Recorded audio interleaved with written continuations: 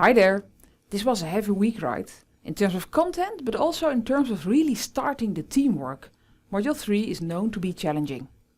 We discussed 3 main topics, all related to the early project phase.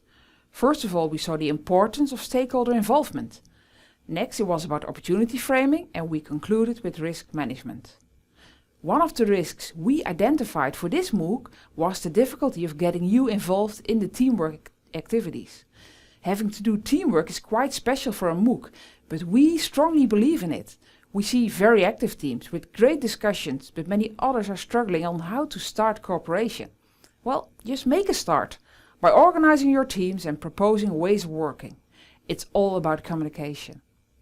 For those who currently form a team as an individual, please join forces with others. It's definitely not too late.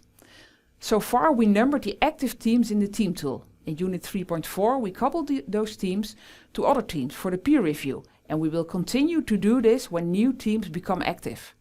Upload your assignments for review in your team's discussion, and also upload your review of the other team there. Please carefully check which team you have to review, and of course, you can only review after the other team has delivered. We will remind you in Module 4. Overall, these assignments and this review are meant to help you preparing your project execution plan, which you'll submit by the end of Module 7. And promised, Module 4 will be less heavy in terms of activities and assignments, so if needed, please try to catch up and keep the momentum.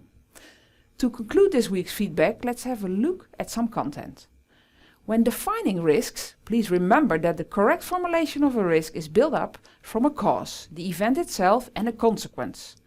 Make sure that a cause is a fact, and start the risk formulation with this fact. Next, the event is something that can or cannot happen.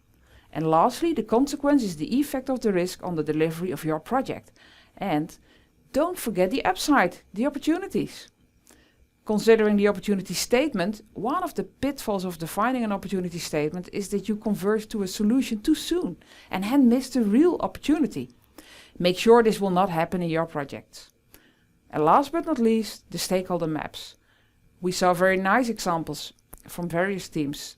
Still, make sure your project scope is really fit for this course. Don't make it too extensive. That was it. Later today we'll release Module 4. Enjoy the next module and take care.